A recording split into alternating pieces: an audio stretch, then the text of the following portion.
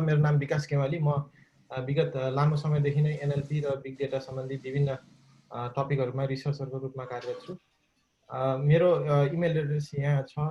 यो email address यहाँ जुन तपाईले देख्नु भएको छ, यसमा चाहिँ यो कार्यक्रम सकिसकेपछि पनि तपाईलाई यहाँ प्रस्तुत भएका कुनै चीजहरु टपिकहरुमा केही जिज्ञासा भयो भने प्रश्न राख्न सक्नुहुन्छ। मैले त्यसको रिप्लाई गर्नेछु र सुरेश सरले अहिले भन्नुभयो जस्तै कार्यक्रमको अवधिभरि कृपया म्युट बसिदिनु होला, तर च्याट बक्स युज गरेर क्वेशन सोध्न सक्नुहुन्छ र कार्यक्रमको अन्त्यमा फेरि अनम्युट गरेर पनि हामी संवाद गर्न सक्नेछौँ। आजको टपिक चाहिँ open access in research literature of big data analysis भनेर छ। यसमा मैले सरसर्ती ओभरभ्यू के दिन खोजेको भने ओपन एक्सेस के हो, ओपन एक्सेस भन्नाले के बुझिन्छ, अनि हाम्रो रिसर्च लिटरेचर भनेको जति पनि हाम्रो रिसर्चमा पब्लिस हुने पेपरहरु छ तिनमा ओपन एक्सेसको प्र्याक्टिस कस्तो छ त्यो सम्बन्धी एउटा इन्ट्रोडक्सन गरिसकेपछि त्यसलाई मेजर गर्न, क्वान्टिटेटिभली त्यो मेजर गर्न बिग डेटाको अवस्था के छ र त्यसलाई कसरी क्वान्टिटेटिभली मेजर गर्न सकिन्छ भन्नेमा चाहिँ बिग डेटा स्किलहरु युज गरेर त्यसलाई मेजर गर्न कसरी गर्न सकिन्छ भन्ने कुराको मैले केही डेमोहरु पनि प्रस्तुत गर्नेछु र केही प्र्याक्टिकल सेसन पनि हुनेछ। सुरु गरौँ। फर्स्ट स्लाइडमा ओपन एक्सेस के हो त, हैन? ओपन एक्सेस भन्नाले के बुझिन्छ र रिसर्च लिटरेचरमा यसको किन महत्व छ? सर्वप्रथम त कुनै पनि अनुसन्धानका कामहरु गर्दाखेरि जुन शोध पत्रहरु निस्किन्छ अथवा भनौं रिसर्च गर्दाखेरि जति पनि पेपरहरु पब्लिस हुन्छ तिनीहरुको उद्देश्य के हो भने कुनै पनि रिसर्चरले गरेको ज्ञानलाई सक्दो सबैजनासँग सक्दो ठूलो स्केलमा चाहिँ शेयर गरौँ भन्ने हो, ताकि चाहिँ त्यो ज्ञान चाहिँ सीमित नरहोस्, ज्ञान चाहिँ जति बाँडे उति नै आफूले पनि सिकिन्छ, अरूले पनि सिक्छ भन्ने यो मान्यता छँदै छ। र त्यसो गर्दाखेरि चाहिँ प्र्याक्टिस चाहिँ के छ रिसर्चरमा भने आफूले गरेको अनुसन्धानको कार्यहरुको रिजल्टहरु र त्यसमा भएका जति पनि ज्ञान सिकियो त्यसलाई चाहिँ पेपरको रूपमा पब्लिस गर्ने चलन छ, है। अब त्यो ट्रेडिसनली त्यो त्यस्तो चलनहरु चाहिँ अथवा त्यस्तो पेपर पब्लिस गर्ने तरिका चाहिँ के हो भने ट्रेडिसनल र अहिले पनि एकाडेमिक जर्नलहरुमा त्यसलाई पब्लिस गर्ने गरिन्छ।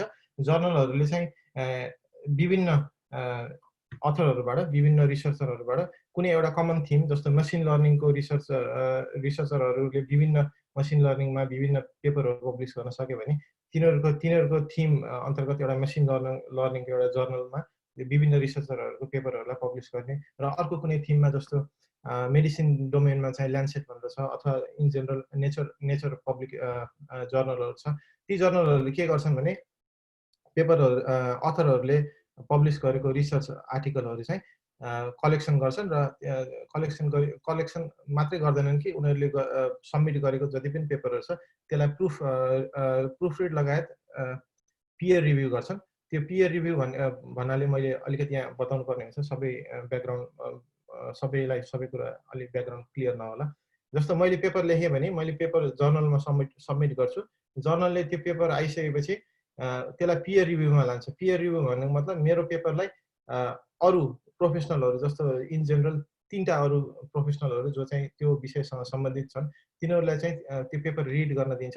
उनीहरुले पढिसकेपछि त्यो पेपर पब्लिस गर्न योग्य छ कि छैन, त्यसमा केही कमी कमजोरी छन् कि जुन चाहिँ पब्लिस गर्नुभन्दा अगाडि चाहिँ सच्याएर पब्लिस गर्नुपर्ने छ, अथवा त्यो पेपर चाहिँ पब्लिस गर्न योग्य छ कि छैन भन्ने कुराहरुको जज गर्छन्।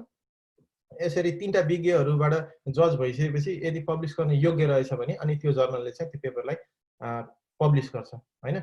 अब यस अन्तर्गत चाहिँ चलन पुरातनवादी अथवा भनौं ट्रेडिसनल चलन के छ भने पब्लिसरले त्यो गरे बापत फी माग्छ, हैन। उले रिभ्युअरसँग कन्ट्याक्ट गर्नु पर्यो, त्यो पब्लिकेसनको म्यानेजमेन्ट गर्नु पर्यो र त्यसपछि अनेकन अरु कुराहरु पनि छन् जुन अहिले यो प्रेजेन्टेसनको क्रममा खुल्दै जान्छन्। त्यो सबै गर्न त्यो सर्भिस मेन्टेन गरे बापत चाहिँ पब्लिसरले फी माग्छ। त्यो फी चाहिँ कसरी इम्पोज गर्ने चलन थियो भने त्यो फी चाहिँ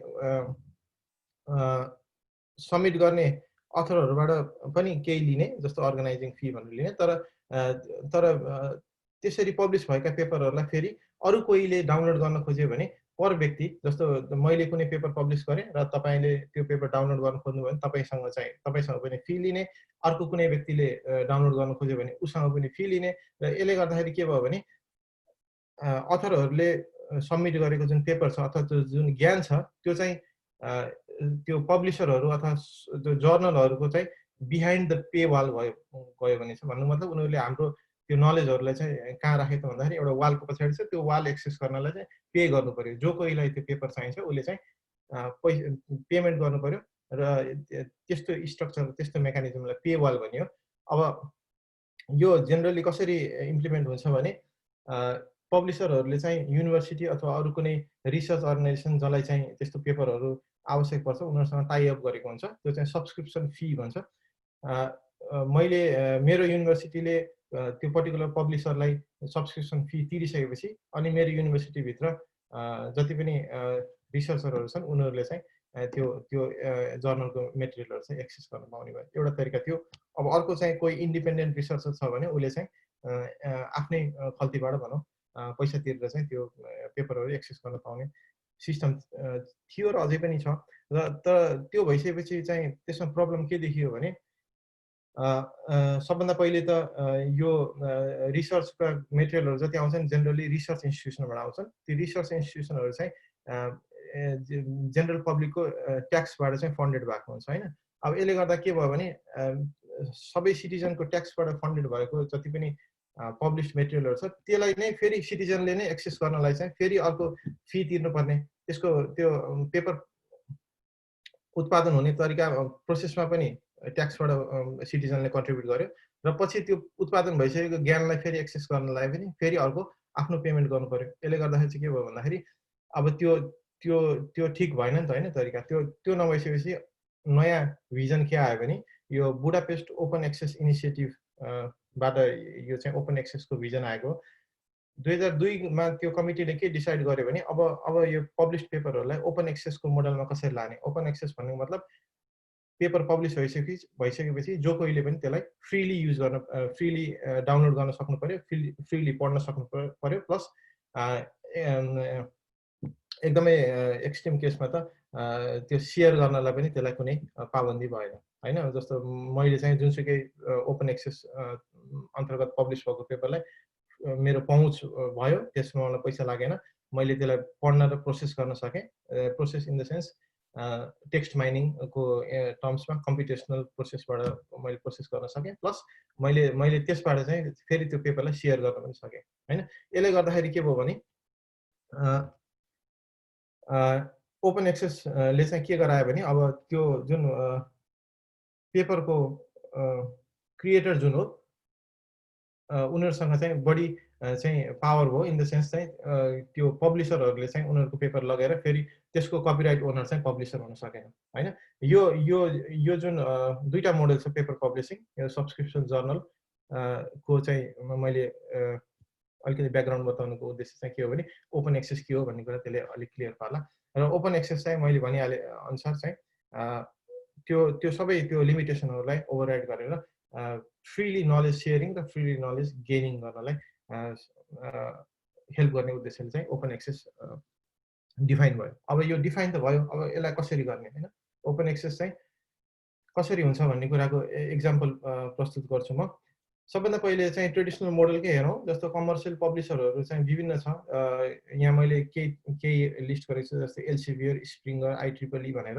यिनीहरू चाहिँ यिनीहरू मात्रै होइनन् अरू धेरै कमर्सियल पब्लिसरहरू छन् जसले चाहिँ सब्सक्रिप्सन बेस्ड मोडल त्यही मैले बताए अनुसार जस्तो मेरो कुनै इन्स्टिट्युसन छ भने मेरो युनिभर्सिटी छ भने मैले एल्सेभियर यो जर्नलबाट पब्लिस भएको आर्टिकलहरू मैले पब्लिस गर्नु पर्यो भने मैले चाहिँ मेरो युनिभर्सिटीले एल्सेभियरलाई वार्षिक रूपमा केही पैसा चाहिँ सब्सक्रिप्सन फी अन्तर्गत पे गर्ने गर्छु र त्यसो गरिसकेपछि चाहिँ मेरो युनिभर्सिटी अन्तर्गत काम गर्ने जति पनि रिसर्चरहरू छन् अथवा मेरो इन्स्टिट्युसनको अन्तर्गत जसलाई चाहिँ त्यो पेपर एल्सेभियरबाट एक्सेस गर्नु छ उनीहरूले त्यो एक्सेस गर्न सक्छन् होइन। जस्तै एक्जाम्पल हेरौँ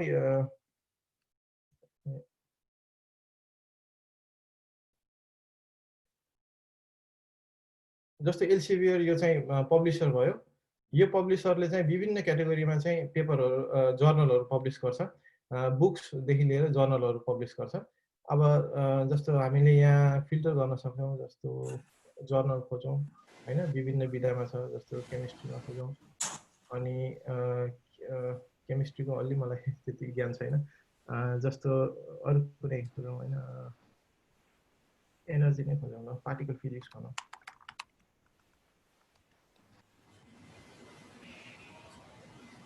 हैन, अब पार्टिकल फिजिक्स अन्तर्गत उसले पब्लिस गर्ने विभिन्न जर्नलहरू छ। विभिन्न जर्नलहरू यहाँ धेरै नै छ है। अब यो जर्नलहरूमा चाहिँ अहिले मैले बताए अनुसार अब अथरहरूले पेपर सबमिट गर्छन्। पेपर सबमिट गरिसकेपछि अब यो जर्नलको कस्तो नेचर कस्तो छ, अब यसले कुन कुन टपिकमा चाहिँ पेपरहरू एक्सेप्ट गर्छ भन्ने कुराको डिस्क्रिप्सन हुन्छ यहाँ है। अनि यदि त्यो टपिकहरू उसले कभर गर्ने टपिकहरूमा चाहिँ अथरले सबमिट गरेको पेपर चाहिँ ठिक छ र प्लस यो पियर रिभ्यूको प्रोसेस जुन चाहिँ अरू प्रोफेसनलहरूले अरू एकाडेमिकहरूले चाहिँ पब्लिस गर्न योग्य छ भन्ने बताइसकेपछि उसले यो जर्नलले चाहिँ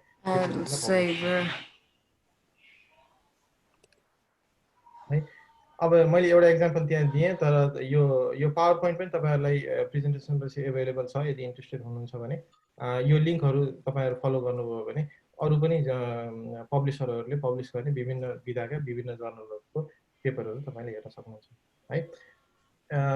एउटा त यो छ भने अर्को तरिका चाहिँ के छ भने इन्स्टिट्युसनहरूले आफ्नो आफ्नो रिपोजिटरी भन्छ त्यसलाई। रिपोजिटरी भनेको पेपरहरू पब्लिकेसन अथवा पेपरहरूलाई अर्गनाइज गर्न युज गर्ने सफ्टवेयरलाई रिपोजिटरी भनिन्छ हैन। जस्तो एल्सेभियरको एक्जाम्पल हेऱ्यो यहाँ, उसले पनि यो जर्नलहरू मेन्टेन गर्नलाई डेटाबेस एउटा केही मेन्टेन गरेको छ, उसको आफ्नो रिपोजिटरी भयो। तर यो पब्लिसरहरूको अलावा इन्स्टिट्युसनहरूले आफ्नो रिपोजिटरी पनि मेन्टेन गरेको हुन्छ। जस्तो फर इक्जाम्पल म अहिले ओपन युनिभर्सिटी युकेमा कार्यरत छु। हाम्रो युनिभर्सिटीको रिपोजिटरी चाहिँ यो हो है।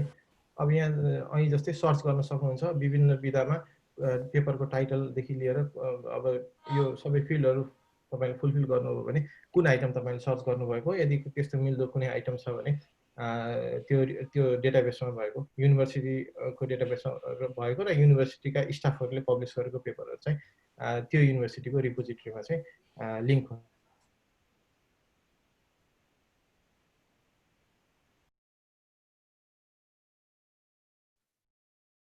म म्युट भएछु है बोल्दा बोल्दै। अब अहिले सुनिन्छ है? सुनिन्छ सर, सुनिन्छ। अब यो इन्स्टिट्युसनहरूको आफ्नो इन्स्टिट्युसनको आफ्नो रिपोजिटरी हुनसक्छ। त्यसरी इन्स्टिट्युसनले आफ्नो रिपोजिटरीहरू किन मेन्टेन गर्छन् भन्ने कुरा चाहिँ अलि फर्दर डाउन चाहिँ अरू स्लाइडहरूमा चाहिँ क्लियर हुँदै आउँछ। अहिले चाहिँ के बुझ्नुहोस् भने पेपरहरूलाई मेन्टेन गर्ने रिपोजिटरी सफ्टवेयरहरू इदर चाहिँ कमर्सियल पब्लिसर हुनसक्छ अर चाहिँ इन्स्टिट्युसनल रिपोजिटरी हुनसक्छ, जसका चाहिँ विभिन्न एक्जाम्पलहरू छन्।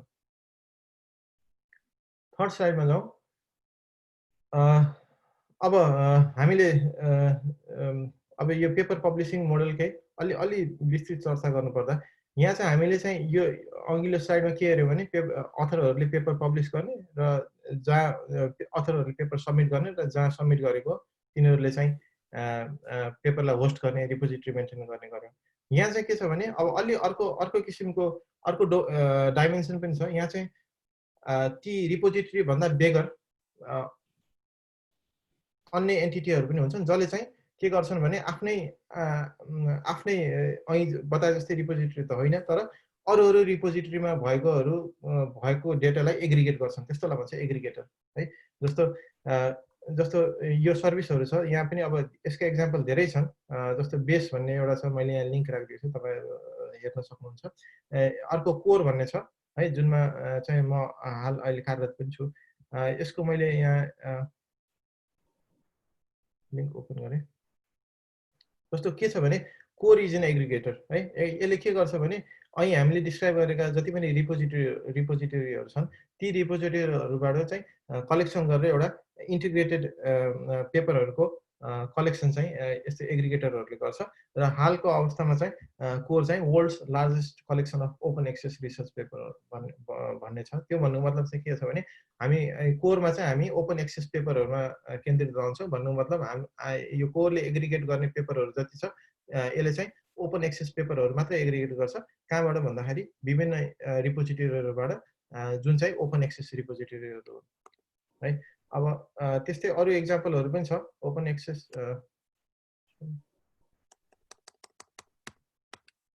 त्यस्तै अरू एक्जाम्पलहरू पनि छ। बेस पनि ओपन एक्सेस रिपोजिटरीहरूबाट एग्रिगेट गर्छ र विभिन्न अब यसमा धेरै डिटेलमा म अहिले कुरा गर्दिनँ किनभने अब यिनीहरूले विभिन्न प्लेटफर्महरूले विभिन्न फिचरहरू ध्यान दिएको हुन्छ र यसको बारेमा तपाईहरुलाई अझै धेरै पढ्न मन छ भने मैले यहाँ लिंक राखिदिएको छु। यसले चाहिँ एक्चुअली यो लिंकमा तपाईहरुले हेर्न सक्नुहुन्छ। यहाँ चाहिँ विभिन्न यस्ता एग्रिगेटरहरूको चाहिँ कम्पेरिजन छ है। यो लिंकमा गएर तपाईले यो 2018 को रिपोर्ट रहेछ। यो भन्दा पछाडिको रिसेन्ट पनि होला, तपाईले त्यो लिंकमा फलो गर्नुहोस्। एनीवे यो लिंक फलो गर्नु भने तपाईले विभिन्न यहाँ एग्रिगेटर र रिपोजिटरीहरूको एग्रिगेटरहरूको कम्पेरिजन हेर्न सक्नुहुन्छ। र फर्दर यहाँ चाहिँ तपाईले विभिन्न यो क्राइटेरियाहरू देख्नुहुन्छ, कम्पेरिजन गर्ने क्राइटेरिया। अब यो सबैमा म अहिले जाँदिन, तपाईहरुलाई पर्टिकुलर केही इन्ट्रेस्ट लाग्छ भने टचमा रहनु होला, त्यसमा मैले रेस्पोन्ड गर्नेछु है।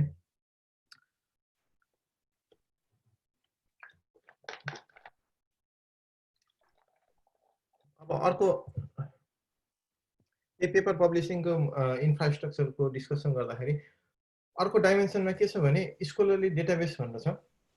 अब अगाडि जुन मैले तीनटा बताएँ, एग्रिगेटर र यो दुईटा रिपोजिटरीहरू, यिनीहरूले चाहिँ के गर्छ भने पेपरको हरेक कुराहरू ह्यान्डल गर्छ। जस्तो टाइटल, डेटाबेसमा चाहिँ सबै कुरा हुन्छ, जस्तो टाइटल, अथर, पब्लिकेसन डेट लगायत फुल टेक्स्ट पेपर, अनि त्यसपछि पीडीएफ, अनि पीडीएफ माथि पनि फेरि टेक्स्ट प्रोसेसिङ गरेर टेक्स्ट स्ट्रिम जुन चाहिँ एक्सएमएल कन्भर्टेड मार्कअपहरू, जसले गर्दा चाहिँ टेक्स्ट डेटा माइनिङहरू गर्न सजिलो हुन्छ, त्यो सबै कुरा मेन्टेन गरे हुन्छ। अब त्यो भन्दा अर्को एउटा डाइमेन्सन चाहिँ के हुन्छ भने यो जस्तो स्कोलरली डेटाबेस भन्छ, यिनीहरूसँग सबै इन्फर्मेसन हुँदैन। जस्तो फुल टेक्स्ट हुँदैन पेपरको, अथवा पीडीएफ डाइरेक्टली यिनीहरूले स्टोर गर्दैन रिपोजिटरीहरूले राखे जस्तो। तर यिनीहरूले के गर्छ भने विभिन्न रिपोजिटरीहरूबाट क्रल गरेर डेटाबेस मेन्टेन गर्छ। त्यो डेटाबेस कस्तो हुन्छ भन्ने मैले यहाँ एक्जाम्पल प्रस्तुत गर्छु। जस्तो दुईटा एक्जाम्पल मैले यहाँ राखेँ। एउटा माइक्रोसफ्ट एकाडेमिक ग्राफ भन्ने छ र अर्को गुगल स्कोलर। गुगल स्कोलर तपाईहरुलाई सायद थाहा होला।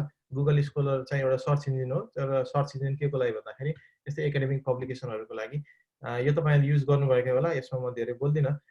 माइक्रोसफ्ट एकाडेमिक ग्राफको म तपाईलाई एउटा कस्तो हुन्छ के छ भन्ने कुरा तपाईलाई यो लिंक देखाउँछु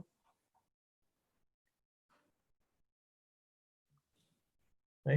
माइक्रोसफ्ट एकाडेमिक ग्राफ चाहिँ के छ भने यो लिंकमा तपाईले फर्दर विस्तृतमा पढ्न सक्नुहुन्छ। यसले यसमा के हुन्छ भने पेपरहरूको इन्फर्मेसन स्टोर भएको हुन्छ। अनि बताए जस्तै फुल टेक्स्ट त हुँदैन, तर जस्तो अथर नेम, टाइटल, अनि कुन अर्गनाइजेसनबाट पब्लिस भएको थियो, कति सालमा पब्लिस भएको थियो, अनि भनौँ न त्यो अर्गनाइजेसन चाहिँ कुन देशमा छ लगायत यो विभिन्न कुराहरू चाहिँ यसमा स्टोर भएको छ। यो चाहिँ एउटा बिग डेटाबेस हो। आजको टकमा यो माइक्रोसफ्ट एकाडेमिक ग्राफ अन्तर्गत को बिग डेटा प्रोसेसिङको बारेमा म विस्तृतमा जान्छु अहिले कमिङ स्लाइड्सहरूमा। मैले यहाँ यो लिंक चाहिँ तपाईहरुलाई यो एमएजी माइक्रोसफ्ट एकाडेमिक ग्राफको बारेमा तपाईले एक्सप्लोर गर्न सक्नुहुन्छ भनेर सजिलो राखिदिएको। तर फर्दर स्लाइडहरुमा चाहिँ म एक्चुअली तपाईले यो डेटाबेस भित्र के टेबलहरु छ, कसरी अर्गनाइज भएको छ र त्यसलाई कसरी बिग डेटा क्लस्टरमा कसरी युज गर्ने भन्ने एक्जाम्पल प्रस्तुत गर्छु है। यहाँसम्म के क्वेशन छ? सर अगाडि बढौँ सर। के च्याटमा के आएको छैन अहिले सर? छैन, ठीक छ। अब ओपन एक्सेस भने मैले ओपन एक्सेस भन्दाखेरि चाहिँ आफूले पब्लिस गरेको पेपरलाई सजिलै अरूसँग बाँड्न सक्ने प्रक्रिया भने मैले। तर त्यसलाई इम्प्लिमेन्ट गर्न दुईटा बाटो छ। फर्स्टमा भन्छ गोल्ड ओपन एक्सेस है। यो गोल्ड ओपन एक्सेस भनेको के हो भने अहिले मैले जुन जर्नलहरूको कुरा गरेँ, कुनै जर्नलहरू छ, अथवा आजकल चाहिँ धेरै जर्नलहरू छ ओपन एक्सेस जर्नल भनेर छ। ती ओपन एक्सेस जर्नलले के गर्छन् भने पेपर एक्सेप्ट गर्ने, पब्लिस गर्ने विधि त सबै त्यही नै हो, तर यिनीहरूले चाहिँ त्यो पेपरलाई ओपनली एभाइलेबल गराउँछन्। त्यो कसरी गराउँछन् भने म अथर भए पनि म अथर भएर मैले पेपर त्यसमा त्यो सब जर्नलमा सबमिट गरेँ भने मैले चाहिँ यो एपीसी पे गर्छु। यो एपीसी भनेको आर्टिकल प्रोसेसिङ चार्ज हो। यो आर्टिकल प्रोसेसिङ चार्ज जेनरली यो $500-600 हुन सक्छ है, त्यो भन्दा बढी पनि हुन्छ। यो फी मैले पे गरिसकेपछि अब त्यो पेपरलाई चाहिँ त्यो जर्नलले चाहिँ हर कोहीलाई फ्रीमा एभाइलेबल गराउन सक्ने भयो। अब बिजनेस मोडल अलिकति चेन्ज भयो। अहिलेको business model traditional business model के थियो भने एन्ड युजरसँग चाहिँ सब्सक्रिप्सन फी लिने अथवा एन्ड युजरसँग चाहिँ आर्टिकल डाउनलोड गरेको फी लिने मोडल थियो भने अब अहिलेको यो गोल्ड ओपन एक्सेसको बिजनेस मोडल चाहिँ के छ भने पब्लिसरले आफ्नो कस्टहरू त्यो इन्फ्रास्ट्रक्चर मेन्टेनदेखि लिएर सबै पेपरलाई सर्भ गर्ने र होस्ट गर्ने कस्टहरू चाहिँ कसरी लिन्छ भने आर्टिकल्स अथर्सहरूसँग चाहिँ सबमिसनको टाइममा अथरले पेपर सबमिट गर्दाको बखतमा चाहिँ आर्टिकल प्रोसेसिङ चार्जहरू लिन्छ। यो लिइसकेपछि चाहिँ अब के हुन्छ भने अथरसँग चाहिँ उसले लेखेको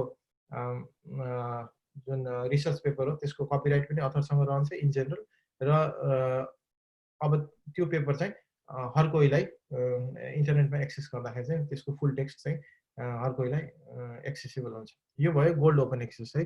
अर्को प्रक्रिया हुन्छ ग्रीन ओपन एक्सेस। यो ग्रीन ओपन एक्सेस चाहिँ कसरी इम्प्लिमेन्ट हुन्छ भने जस्तो मैले कुनै पेपर लेखेँ, मैले ओपन एक्सेस होइन नन ओपन एक्सेस जर्नलमा मैले सबमिट गरेँ, तर त्यो नन ओपन एक्सेस जर्नलमा मैले सबमिट गर्दाखेरि के हुन्छ भने मैले सबमिट गरिसकेपछि उसले पब्लिसरले के गर्छ भने पब्लिसरले मैले सबमिट गरेको पेपरलाई चाहिँ नन ओपन एक्सेसमै राख्छ हैन, त्यो सब्सक्रिप्सन मोडलमै जान्छ। तर त्यसको अलावा चाहिँ मैले जुन पब्लिसरलाई सबमिट गरेँ त्यो पेपरलाई चाहिँ मैले अब इन्स्टिट्युसनल रिपोजिटरीमा राख्न सक्छु। जस्तो અહીં स्लाइड 2 मा हामीले दुईटा कुरा गरेको थियौँ नि। अब ग्रीन ओपन एक्सेस भने के भने मैले पेपर लेखेँ, मैले अनि कुनै पब्लिसरमा मैले त्यसलाई सबमिट गरेँ है, त्यो भयो पब्लिसरलाई गयो, त्यो सब्सक्रिप्सन मोडलमा गयो, ट्रेडिसनल मोडलमा गयो। तर त्यो सँगसँगै मैले त्यो पेपरलाई चाहिँ मैले आफ्नो इन्स्टिट्युसनको रिपोजिटरीमा चाहिँ सबमिट गर्न सक्छु, जसलाई भन्छ अथर्स कपी इन जेनरल है, सरसर्ती कुरा गर्दाखेरि। अब यो दुईटा अथर्स कपी र यो पब्लिसरलाई सबमिट भएको कपीमा के फरक हुन्छ भने अथर्स कपी युजुअली चाहिँ के हुन्छ भने बिफोर पियर रिभ्युइङ प्रोसेस, जस्तो मैले सुरुमा एउटा पेपर लेखेँ अनि त्यो पेपरलाई मैले अथर्स कपी मान्न सकेँ र त्यसपछि मैले त्यो पेपरलाई मैले यहाँ इन्स्टिट्युसनल रिपोजिटरीमा चाहिँ सबमिट गर्न सकेँ, किनभने त्यो बखतमा चाहिँ त्यो पेपरको ओनरसिप मैसँग छ, जर्नलले अथवा पब्लिसरले त्यसमाथि केही पनि सर्भिसहरू गरेको छैन, त्यो मेरो कपी हो हैन। त्यो हिसाबले चाहिँ मैले इन्स्टिट्युसनल रिपोजिटरीमा मैले त्यसलाई सबमिट गरेँ भने त्यो चाहिँ गोल्ड ओपन एक्सेस भयो।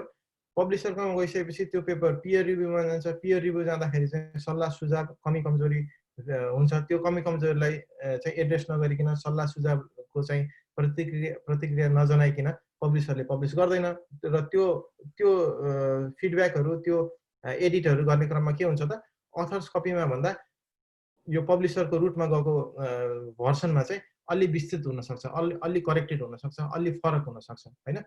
एक हिसाबको चाहिँ सर्भिस जुन पब्लिसरले दियो एउटा त्यो भयो। अर्को चाहिँ पब्लिसरले यदाकदा हामीले सबमिट गरेको पेपरलाई अलि एट्र्याक्टिभ पनि बनाइदिन्छ, जस्तो फिगरहरूलाई अलिकति कलरफुल बनाइदिने अथवा त्यही फिगरलाई अलिकति राम्रो गराइदिने पनि देखाएको छु मैले कतिपय केसहरूमा। त्यो अर्को एस्पेक्ट भयो। र I think more important aspect के हो भने पब्लिसरहरूले चाहिँ अब यो विभिन्न ग्लोबल इन्डेक्सहरूमा चाहिँ तिनीहरूको राम्रो टाइअप हुन्छ, जस्तो गुगल स्कलरमा चाहिँ एल्सेभियर अथवा यिनी कमर्सियल पब्लिसरहरूमा पब्लिस गरेको पेपरहरूको चाहिँ सर्च इन्डेक्सिङ चाहिँ छिटो हुने होला, इन्स्टिट्युसनल रिपोजिटरीहरूको चाहिँ अलि ढिलो होला अथवा फरक म्यानरमा होला, ढिलो चाँडो भन्दा पनि विभिन्न रिपोजिटरीले आफ्नो मेकानिजम राखेको होला। त्यसमा गुगलले क्रल गरेर गुगलले इन्डेक्स गर्ने प्रक्रिया चाहिँ एल्सेभियरमा फरक होला, अरू इन्स्टिट्युसनल रिपोजिटरीमा अलि फरक होला हैन। यसले गर्दाखेरि के हुन्छ भने पब्लिसरले एडेड सर्भिस चाहिँ के दिएको हुन्छ भने पेपरको बेटर इन्डेक्सिङदेखि लिएर अलि ठुलो के अरे भनौँ न अलि वाइडर कभरेज पनि हुनसक्छ। जस्तो एल्सेभियरमा पब्लिस भएको अथवा नेचर जर्नलमा अथवा ल्यान्डसेट जर्नलमा पब्लिस भएको पेपरहरूको चाहिँ अलि ग्लोबल अडियन्स होला हैन, उसको एप्रोच चाहिँ अथवा कभरेज चाहिँ अलि धेरै होला। यस किसिमले यो लगायत अरू सटल फिचरहरू पनि छन् जुन चाहिँ कमर्सियल पब्लिसर भर्सनहरुमा चाहिँ यो अथर्स भर्सन भन्दा फरक हुन सक्छ एनीवे यो ग्रीन ओपन एक्सेस भनेको चाहिँ अथर्स भर्सनलाई चाहिँ इन्स्टिट्युसनल रिपोजिटरीमा राख्ने एउटा प्रक्रिया छ त्यो भयो जेनरली त्यो हुन्छ अर्को त्यो गरिसकेपछि चाहिँ एम्बार्गो पिरियड भन्छ जस्तो ग्रीन ओपन एक्सेस अन्तर्गत आफूले राखेको आफूले आफ्नो इन्स्टिट्युसनल रिपोजिटरीमा राख्न चाहिँ केही समय कुर्नुपर्ने हुन्छ किनभने कुर्नुपर्ने हुन सक्छ किनभने कमर्सियल पब्लिसरले चाहिँ 6 महिना नभइकन चाहिँ मेरो 6 महिना नभइकन चाहिँ मेरो जर्नलमा पब्लिस भएको पेपरलाई अथरले आफ्नो इन्स्टिट्युसनल रिपोजिटरीमा राख्न पाउँदैन है भन्ने कन्डिसन पनि हुन सक्छ त्यस्तोलाई भन्छ एम्बार्गो पिरियड यसले गर्दा चाहिँ यदा कदा के हुन्छ भने ग्रीन ओपन एक्सेस मार्फत आएको पेपरहरू चाहिँ पब्लिसर को जर्नलमा इन्डेक्स भएको समयभन्दा 6-7 महिना अथवा 1 वर्ष ढिलो पनि हुन सक्छ है यसरी चाहिँ दुईटैका आफ्ना राम्रा नराम्रा पक्ष विपक्षहरू दुईटै छन् फाइनली अर्को अप्सन चाहिँ प्रिप्रिन्टको एकदमै चलन छ अहिले यो प्रिप्रिन्ट भनेको चाहिँ के हुन्छ भने अब यसमा अब एक्ज्याक्टली चाहिँ भन्नुभन्दा पनि सरसर्ती भन्दाखेरि यो के हो भने तपाईँ अहिले भर्खरै पेपर लेख्नुभयो अहिले भर्खरै त्यसलाई पब्लिस गर्न चाहनुहुन्छ हैन यो पब्लिसरको मोडमा जाँदाखेरि के हुन्छ भने यो पियर रिभ्यूको प्रोसेस सबमिसन प्रोसेस एक्सेप्टेन्सको प्रोसेसले गर्दाखेरि नर्मली चाहिँ पेपर पब्लिस भएको 3 महिनादेखि 6 महिना चाहिँ लाग्न सक्छ पेपर तपाईले सबमिट गरे पश्चात पेपरलाई एक्चुअली चाहिँ आउटपुटको रूपमा पब्लिसरले पब्लिस गर्नको लागि अब प्रिप्रिन्टमा के हुन्छ भने जस्तो आर्काइभहरू चाहिँ यसको गुड एक्जाम्पल हो प्रिप्रिन्टमा तपाईले आफ्नो लेख लेख्नुभयो त्यो तपाईले लेख तपाईलाई आज ठीक लाग्यो भने आजै तपाईले सबमिट गर्नुभयो अब त्यो आर्टिकल चाहिँ आजैबाट चाहिँ आर्काइभमा अवेलेबल छ युजुअली चाहिँ प्रिप्रिन्टमा के हुँदैन त्यसकारणले गर्दाखेरि पियर रिभ्यू प्रोसेस हुँदैन किनभने त्यो प्रिप्रिन्टको उद्देश्य नै के हो भने छिटो भन्दा छिटो आउटपुटहरू डेलिभर हुन सकोस् पब्लिस हुन सकोस् भन्ने हो अब जेनरली चाहिँ के छ भने यो कति बेला हेल्पफुल हुन्छ भन्नुहोस् यदि कसैले त्यस्तो इन्ट्रेस्ट राख्नुहुन्छ भने जस्तो अहिले कोभिड-19 को बारेमा रिसर्च चाहिँ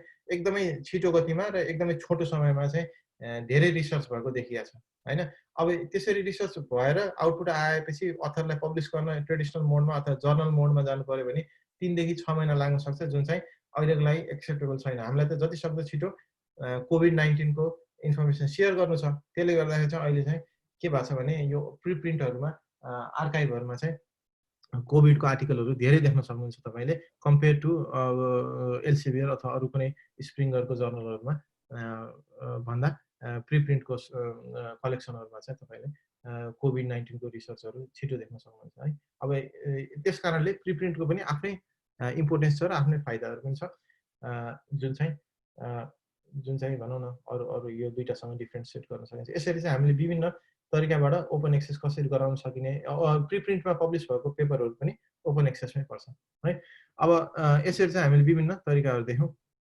जसले चाहिँ ओपन एक्सेस गराउँछ अब यो धेरै व्यापक छ यो फिल्ड मैले एकदमै तपाईहरुलाई यो टपिक इन्ट्रोड्युस गरिसकेपछि आफै पनि फलो गर्नु होला भन्ने किसिमले धेरै टपिकहरु यहाँ मेन्सन गरेको छु फाइनली चाहिँ यो एउटा एस्पेक्टमा म कुरा गर्न चाहन्छु त्यसपछि चाहिँ टेक्निकल स्टफमा जाउँला ओपन एक्सेस डिस्कभरी टुल्स भनेर छ ओपन एक्सेस डिस्कभरी टुल भनेको के भने तपाईको पेपर ओपन एक्सेस त छ सायद प्रिप्रिन्टमा राख्नुभयो होला सायद गोल्ड ओपन एक्सेस होला सायद ग्रीन ओपन एक्सेस होला तर तपाईका पेपरहरु विभिन्न रिपोजिटरीमा विभिन्न ठाउँमा छन् हैन जस्तो म चाहिँ रिसर्चर हो म चाहिँ मेटेरियल साइन्समा म रिसर्चर हो र मैले न्यानो टेक्नोलोजी सम्बन्धी केही कुरा सर्च गर्न चाहे भने गुगल स्कलरले मलाई के दिन सक्छ भन्दाखेरि पेपरहरुको यो टपिकमा पेपरहरु पब्लिस भएको छ भन्ने दिन सक्छ तर एक्चुअली चाहिँ पीडीएफ ले दिन सक्दैन त्यही भएर फरक किसिमको सर्भिस के छ भने जस्तो अन पेवाल भनेर छ अनि सँगसँगै कोड डिस्कभरी भनेर छ यो चाहिँ कोर टिम अन्तर्गत नै बनेको प्रोडक्ट हो जो चाहिँ ओपन एक्सेस डिस्कभरीको लागि युज हुन्छ र यसमा मेरो अलिकति संलग्नता पनि छ यिनीहरुले चाहिँ के गर्छ भने विभिन्न रिपोजिटरीहरु क्रल गरेर तिनमा भएका ओपन एक्सेस पेपरहरुको PDF अथवा लिङ्कहरू चाहिँ पत्ता लगाउँछ। जस्तो कोड डिस्कभरीको बारेमा मसँग अर्को स्लाइड पनि थियो, यहाँ अलि तल पाउँछ। जस्तो एक्जाम्पल हेरौँ है त। कोड डिस्कभरीको एक्जाम्पल यहाँ अलि पछाडि परेछ, यसलाई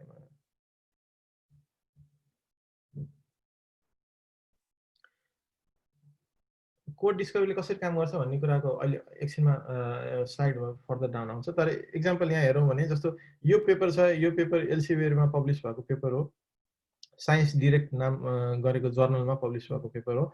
यदि यो पेपर तपाईँहरूले एक्सेस गर्न चाहनुभयो, डाउनलोड गर्न खोज्नुभयो भने तपाईँहरूले यहाँ फी तिर्नुपर्छ है। जस्तै यसको फी चाहिँ कति रहेछ भने $27.95 रहेछ। तर यसको अलावा जस्तो यो ओपन एक्सेस डिस्कभरी टुल जस्तो कोर डिस्कभरी टुल जुन चाहिँ यहाँ मैले ब्राउजर एक्सटेन्सनको रूपमा इन्स्टल गरेको छु, यो जुन लोगो देख्नुहुन्छ तपाईँले यहाँ, यो चाहिँ core open access discovery tool हो। यो डिस्कभरी टुलले के गर्यो भने, यो ब्राउजर एक्सटेन्सन छ यहाँ, यसले के गर्यो भने यो पेपर कहीँ कतै ओपन एक्सेस छ कि भनेर खोज्छ हैन। यो केसमा चाहिँ ओपन एक्सेस पेपर पत्ता लगायो र यसले चाहिँ हामीलाई फ्री फुल टेक्स्ट फाउन्ड भनेर यहाँ इन्फर्मेसन दिएको छ। यसलाई क्लिक गर्यो भने यसले हामीलाई लान्छ आर्काइभमा है। अब यहाँ चाहिँ हामीले के देखियो भने अहिले भर्खरै डिस्कस गरेको केस देखियो, कुनै एउटा पेपर चाहिँ कमर्सियल पब्लिसरको बिहाइन्ड द पेवाल छ र त्यही पेपर चाहिँ यो पर्टिकुलर एक्जाम्पलको लागि चाहिँ प्रिप्रिन्टमा पनि एभाइलेबल रहेछ भने, यस्तो ओपन एक्सेस डिस्कभरी टुलहरूले के गर्छ भने तपाईँले सर्च गरेको पेपरहरूलाई चाहिँ त्यस्तो ओपन एक्सेस जहाँबाट चाहिँ तपाईँले सजिलै जस्तो PDF डाउनलोड गर्न सक्नुहुन्छ यहाँ है। अब અહીં एक्सेस गर्न नसकेको पेपर चाहिँ अहिले तपाईँले एक्सेस गर्न सक्नुभयो है। ओभरअल आइडिया यही नै हो। यिनीहरूले चाहिँ सबै रिपोजिटरीहरू चाहिँ स्क्यान गरेर त्यसरी चाहिँ पेपर एभाइलेबिलिटीहरू के छ कसो छ भनेर तपाईँलाई अटोमेटिकली डिटेक्ट गर्छ र तपाईँहरू त्यसको युज गर्न सक्नुहुन्छ।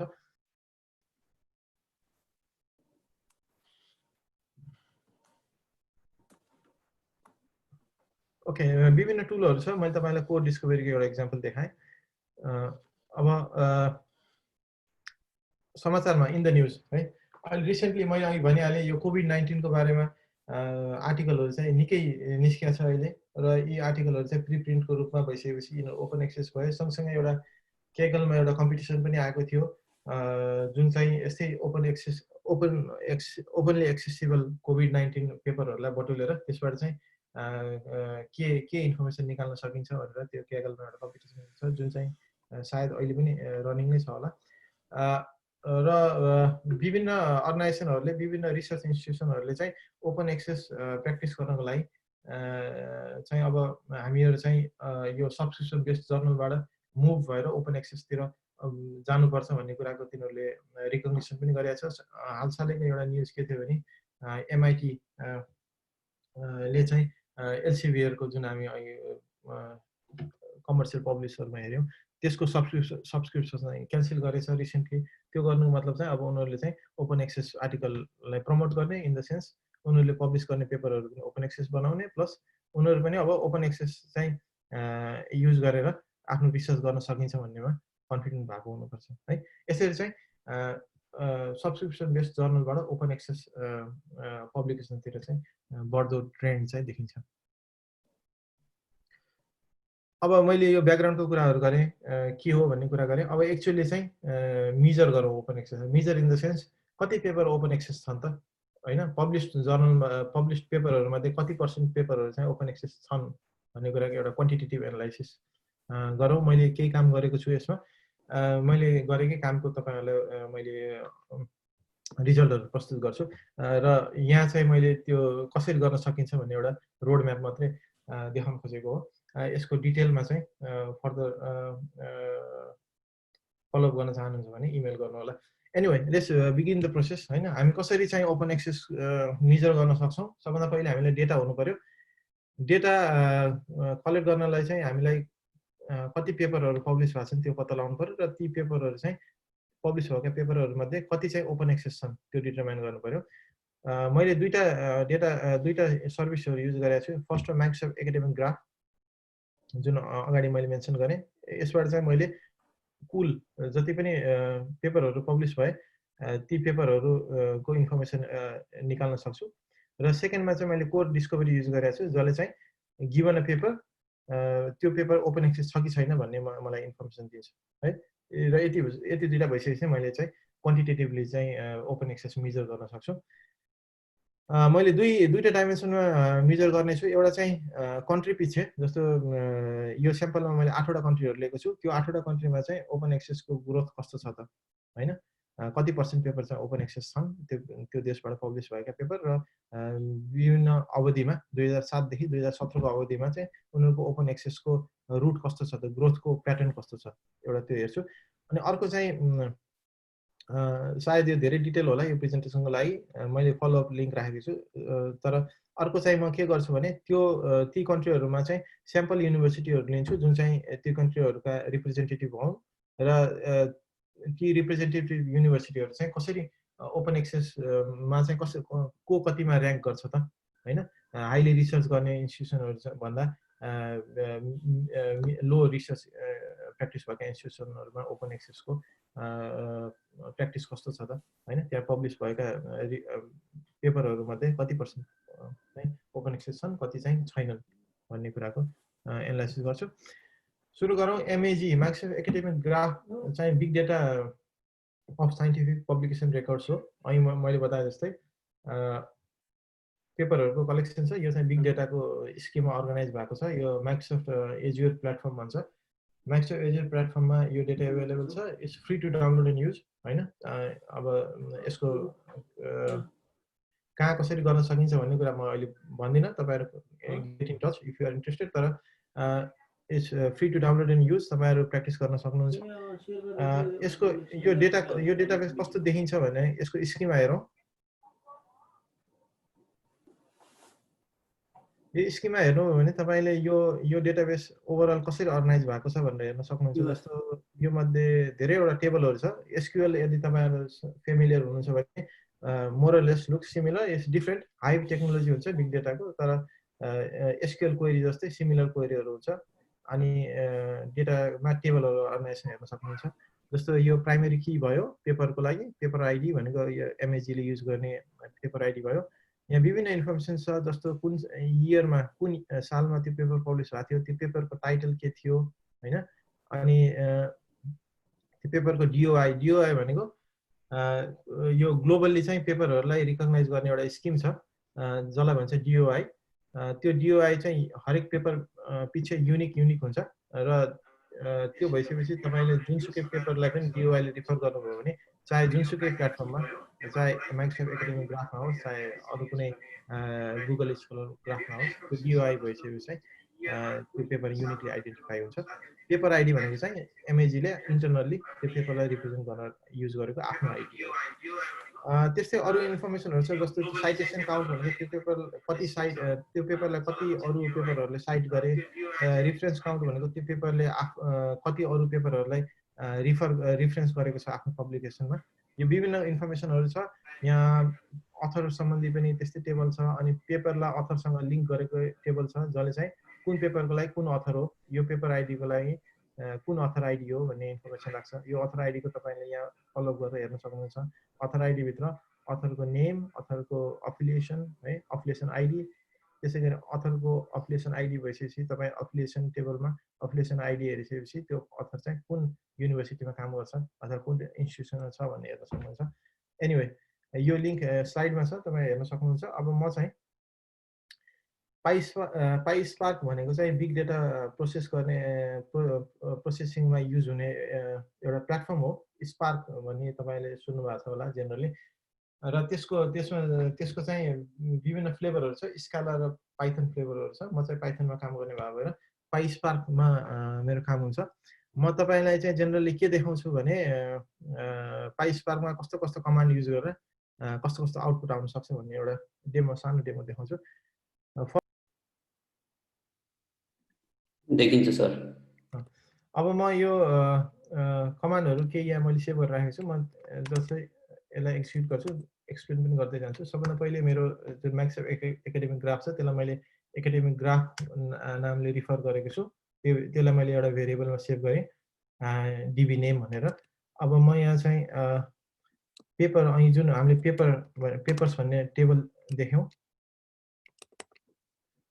त्यो पेपर अहिले हामीले पेपर्स भन्ने टेबल देख्यौँ माइक्रोसफ्ट एकाडेमिक ग्राफभित्र। त्यो टेबललाई चाहिँ डेटा फ्रेमको रूपमा लोड गर्न मिल्छ स्पार्क युज गरेर है। त्यसलाई मैले यहाँ गइसकेपछि अब मेरो पेपर्स डिएफमा चाहिँ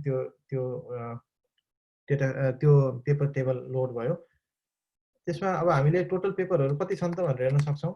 जस्तो यहाँ मैले काउन्ट गरेँ भने अब यो चाहिँ म्याप रिड्युस अपरेसन हुन्छ। तपाईँहरूले सरस्वती बुझ्दाखेरि यति धेरै टास्कहरू थियो, त्यो मध्ये यति टास्क कम्प्लिट भयो, अब यति टास्क बाँकी छ भन्ने बुझिन्छ। जस्तो यहाँ चाहिँ 457 टास्क मध्ये 456 र अहिले पुरै टास्क सकियो। यो म्याप रिड्युस भयो। लगभग यो चाहिँ 20 कति भयो यो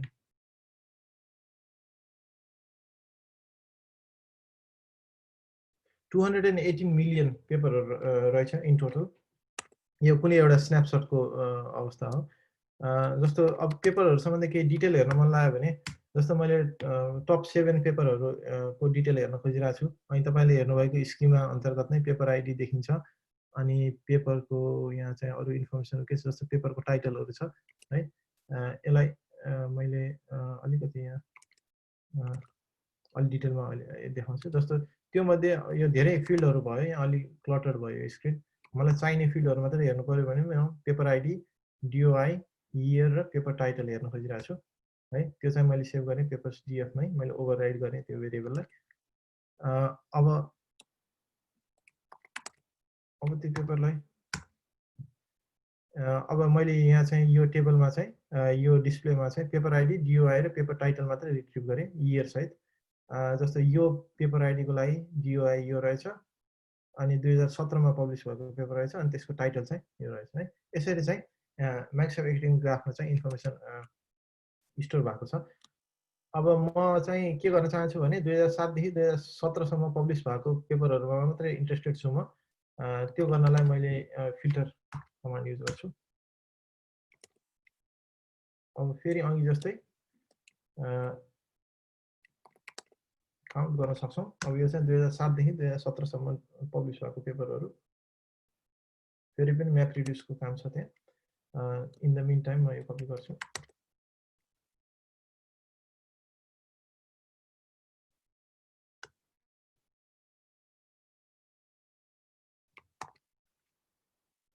अब हेर्नुभयो भने अबको कलेक्सनमा चाहिँ 2000 जस्तो अघि यहाँ के थियो 2017 मा भएको पेपर थियो भने अब हामीले के भन्यौँ lace greater than 2007 and less than 2017 भएको हुनाले अब 2012 यो सेकेन्ड रेकर्डदेखि चाहिँ सुरु भयो। यसरी चाहिँ बेसिक अपरेसन गर्न सक्छौँ हामी पाइस्पार्क फ्रेमवर्कमा।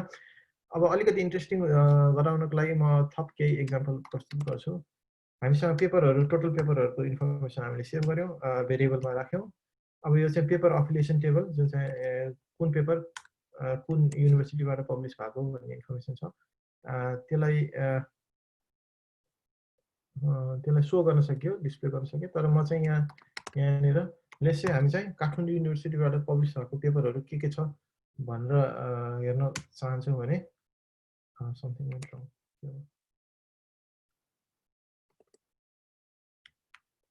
यो कमाले कहिलेकाहीँ कपी पेस्ट गर्दाखेरि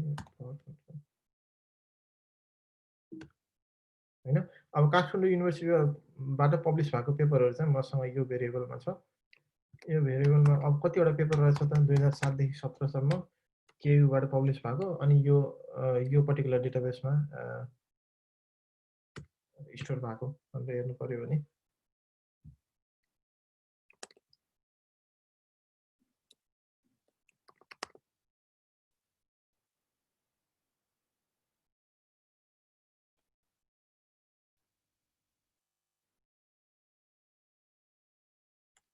तीन 304 वटा मात्रै रहेछ। यो अब 2007 देखि 17 मा भएको र यो मैले लिएको डेटाबेसको स्न्यापसट अन्तर्गत केयुबाट पब्लिस भएको पेपरहरूको 304 वटा पेपरहरूको रेकर्ड रहेछ। अब यो युके युएसए अथवा भनौँ अरू देशहरूको कभरेज अलि धेरै छ भने हाम्रो नेपालतिरको अलिक कभरेज कम पनि होला। यसरी चाहिँ हामी इन्फर्मेसन रिट्राइभ गर्न सक्छौँ। फाइनल्ली म चाहिँ यहाँ के देखाउँछु भने हामीसँग यहाँ केयुबाट पब्लिस भएको पेपरको आइडी यो भयो। अब अघिको पेपर टेबल र यो टेबल र यसको चाहिँ इनर जोइन गर्यो भने हामी के गर्न सक्छौँ पत्ता लगाउन सक्छौँ भने केयुबाट पब्लिस भएको यो पेपरको टाइटल के हो, कति टाइटल के हो र अरू हाम्रो यहाँ के थियो फिल्डहरू DOI के हो भन्ने कुरा पत्ता लगाउन सक्छौँ। जस्तो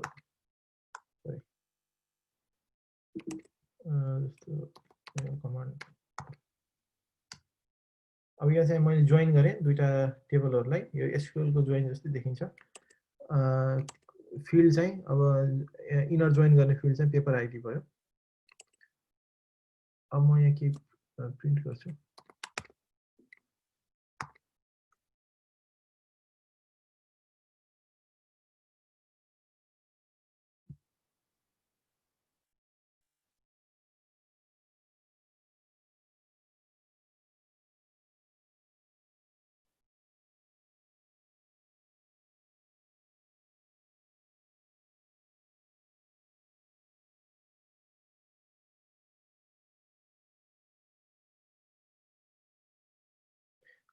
यहाँ हामीले हेर्न सक्छौँ DOI यो भएको पेपरको टाइटल यो रहेछ, 2014 मा पब्लिस भएको रहेछ र केयुबाट आएको रहेछ है। यसरी चाहिँ विभिन्न टेबलहरू बिग डेटाको टेबलहरू युज गरेर पाइस्पार्क अन्तर्गत चाहिँ हामीले चाहेको इन्फर्मेसन रिट्राइभ गर्न सक्छौँ विभिन्न जोइन अपरेसनहरू युज गरेर। अघि हामीले यहाँ जस्तो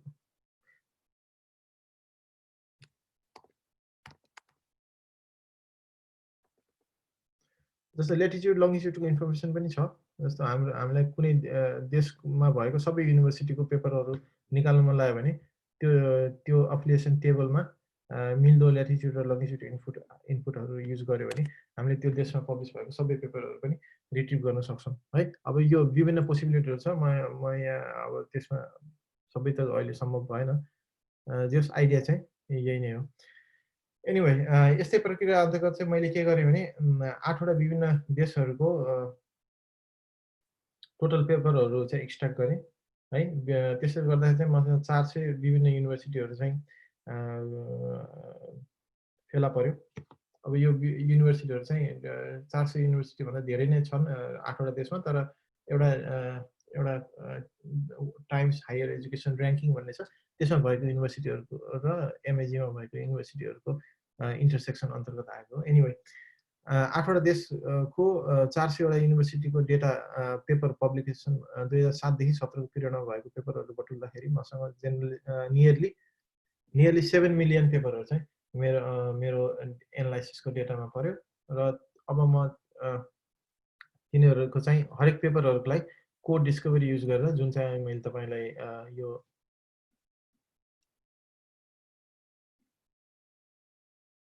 एक्जाम्पल देखाएँ है। यो कोरको यो एपिआई को रूपमा एभाइलेबल छ यो सर्भिस। तपाईहरुलाई इन्ट्रेस्ट लाग्छ भने सम्पर्क राख्नु होला। एनिवे कोड डिस्कभरी युज गरेर मैले हरेक ती पेपरहरू मध्ये ती पेपरहरू चाहिँ ओपन एक्सेस छन् कि छैनन् भन्ने इन्फर्मेसन मैले रिट्रिभ गरेँ र यसरी मसँग पेपरको इन्फर्मेसन भयो र ओपन एक्सेसको इन्फर्मेसन भइसकेपछि अब म चाहिँ के गर्न सक्छु भने मेरो स्टडी गर्न सक्छु कुन देशमा कति ओपन एक्सेस पेपरहरू पब्लिस हुन्छन् भन्ने।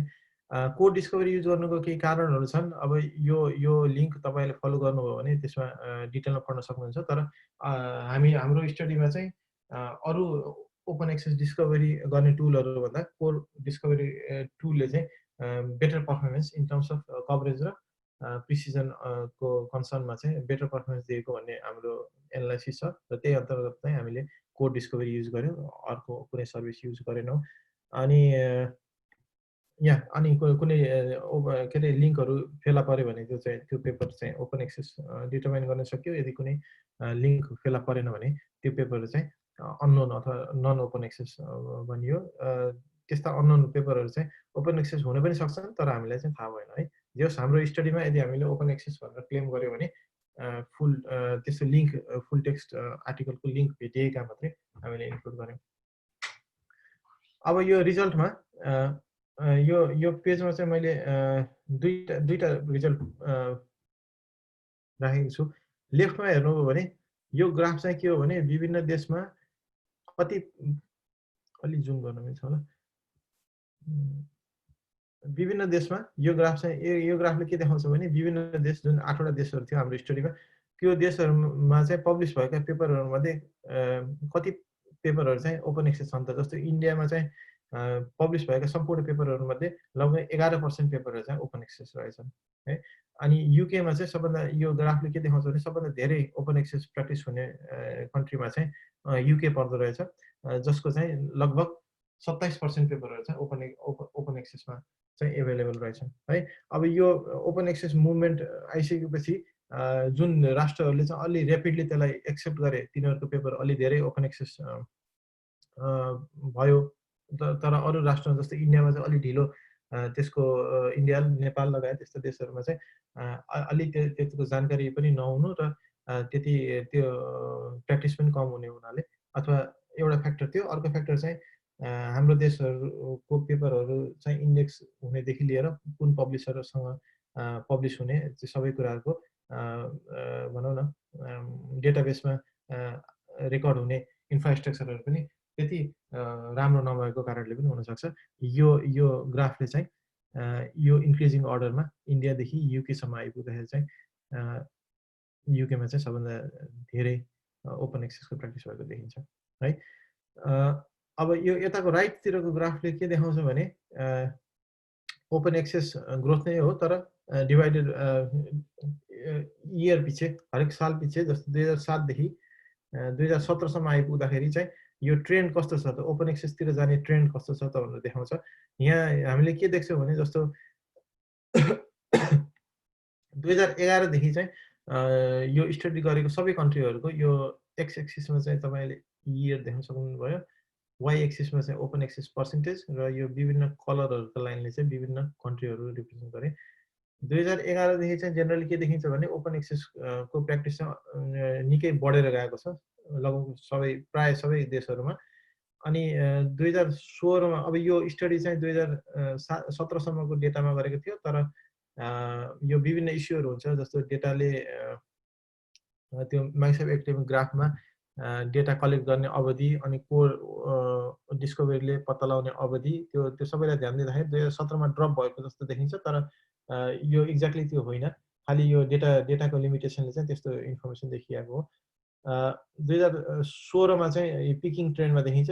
भन्नुको मतलब चाहिँ ओपन एक्सेस गर्ने ट्रेन्ड चाहिँ हरेक वर्षमा अगाडि गएको छ। जस्तो 2012 मा भन्दा 2013 मा अझै बढी, 2013 मा भन्दा 2014 मा अझै बढी, र यसरी चाहिँ ओपन एक्सेसतिरको मुभमेन्ट चाहिँ निकै बढ्दो क्रममा छ। कुनै राष्ट्रहरूमा चाहिँ जस्तो जर्मनी, पोर्चुगलहरू हेर्नुभयो भने तिनको ग्रोथ हुने प्याटर्न चाहिँ स्टेडी छ, मतलब ग्रोथ पनि भइरहेछ, तर भनौँ न एक वर्षपछि अर्को वर्षमा वातवाती हुनुभन्दा पनि लिनियर रूपमा अथवा स्टेडी प्याटर्नमा गइरहेछ भने जस्तो ब्राजिलको हेऱ्यो भने यो कलरको यहाँ ब्राजिल छ है। ब्राजिलको चाहिँ अरूको तुलनामा चाहिँ निकै ड्रास्टिक रूपमा अगाडि बढेको देखिन्छ है। यो विभिन्न अब्जर्भेसनहरू चाहिँ हामीले फेला पार्यौँ यो स्टडीमा।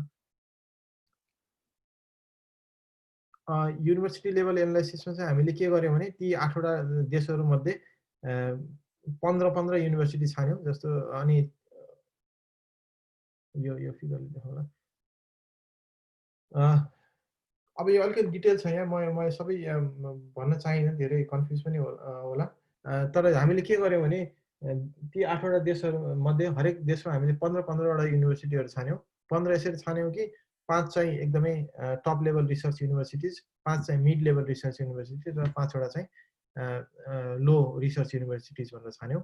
र हामीले के हेऱ्यौँ भने यो ग्राफ जस्तो यो ब्लू कलरको हेर्नुभयो भने यो चाहिँ लो रिसर्च प्रोफाइल भएको युनिभर्सिटी कसको लागि भन्दा अस्ट्रियाको लागि है। जस्तो एक्जाम्पल हेरौँ यहाँ चाहिँ जस्तो युएसए अथवा युकेमा हेरौँ, यो लो रिसर्च प्रोफाइल भएका 5वटा युनिभर्सिटी तिनले कति ओपन एक्सेस जेनेरेट गर्छन् त भन्ने चाहिँ वाइ एक्सेसमा प्लट छ है। र तिनको एभरेज यो रातो इन्डिकेटर चाहिँ यो 5वटा युनिभर्सिटीले आफ्नो ओपन एक्सेस कति गर्छन् त्यो पर्सेन्टेज भयो, र यो रातो इन्डिकेटर जुन चाहिँ यो 5वटाको एभरेज है। अनि त्यस्तै गरी हाई टियर भनेको एकदमै हाई रिसर्च प्र्याक्टिस गर्ने 5वटा युनिभर्सिटीहरूको mean open access percentage value है। यसरी हामीले 5वटा रिप्रेजेन्टेटिभ युनिभर्सिटी 15-15वटा लियौँ, र 15-15वटालाई फेरि 3टा ग्रुपमा डिभाइड गऱ्यौँ। 5वटा लो रिसर्च, 5वटा मिड रिसर्च, 5वटा हाई रिसर्च र हरेक क्याटेगोरीको चाहिँ हामीले मिन पत्ता लाग्यो। यसरी मिन हेर्दाखेरि चाहिँ के देखिन्छ भने अब यो मिनले चाहिँ सबैतिर युनिफर्म कुरा देखाउँदैन। जस्तो फरक फरक कुराहरू देखिन्छ। जस्तो अस्ट्रियामा हेऱ्यो भने यो प्लट चाहिँ अस्ट्रियाको लागि हो। अस्ट्रियामा हेऱ्यो भने के देखिन्छ भने हाई टियरमा भएका जस्तो यो हाई रिसर्च ग्रुपका युनिभर्सिटी र मिड रिसर्च ग्रुपका युनिभर्सिटीले लगभग सेम ओपन आउटपुट पर्फर्मेन्स गर्दो रहेछ हैन। तर यही फिगरमा हामीले जर्मनीलाई हेऱ्यो भने के देखिन्छ भने यो मिड टियर हो। मिड रिसर्च प्रोफाइल भएका युनिभर्सिटीबाट निस्किने पेपरहरू चाहिँ हाई रिसर्च प्रोफाइल भएका युनिभर्सिटीबाट निस्किने पेपरहरूभन्दा अझ बढी ओपन एक्सेस गर्ने प्र्याक्टिस चाहिँ त्यहाँ रहेछ भन्ने देखिन्छ है। यसरी चाहिँ हामीले के गर्यौँ भने अब अघिको प्लट र यो प्लटमा दुईटा डिफ्रेन्ट एस्पेक्ट भयो। अघि चाहिँ हामीले कन्ट्री पछि हेऱ्यौँ भने अब यो प्लटमा चाहिँ हामीले कन्ट्रीभित्र पनि लो रिसर्च प्रोफाइल र हाई रिसर्च प्रोफाइल भएका युनिभर्सिटीहरूको बिचको डिस्टिङसन हेऱ्यौँ है। यसरी चाहिँ हामीले विभिन्न फ्याक्टरहरू हेऱ्यौँ। अब यो सबै वर्क चाहिँ हामीले अहिले रिसेन्टली एउटा पेपर पब्लिस भएको छ। त्यसमा तपाईँले अझै डिटेल र अहिले मैले बताएको भन्दा अझै डिटेल र अझ राम्रो कम्प्लिट इन्फर्मेसन पाउनुहुन्छ है। यो पेपर ओपनली एक्सेसिबल छ। तपाईँले PDF डाउनलोड गर्न सक्नुहुन्छ र फर्दर केही क्वेसन भएदेखि चाहिँ फलोअप रूपमा मलाई कन्ट्याक्ट पनि गर्न सक्नुहुन्छ। आजको प्रेजेन्टेसन यति नै हो। धन्यवाद सबैजनालाई। केही क्वेसन भएदेखि चाहिँ म एन्सर गर्न तयार छु। Thank you.